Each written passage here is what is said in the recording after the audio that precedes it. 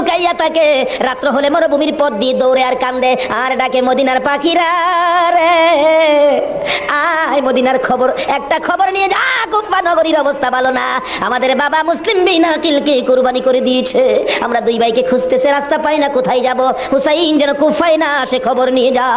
এভাবে একদিন এক রাত, দুই দিন দুই রাত, 3 দিন পার হইয়া 3 রাত্রের বেলা দুইটা ভাই একটা খেজুরের বাগানের মধ্যে বসেছিল, রাত্রে দৌড়াবে মদিনায় যাবে, কিন্তু পেটের খিদা, পানির পিপাসা, আর হাঁটতে পারে না। ছোট ভাইটা বড় ভাইয়ের গলায় ধরে কাঁদতেছে, ভাই কলিজা শুকাইয়া গেছে রে, একটা কাজ সামনে যাইতে পারবো না।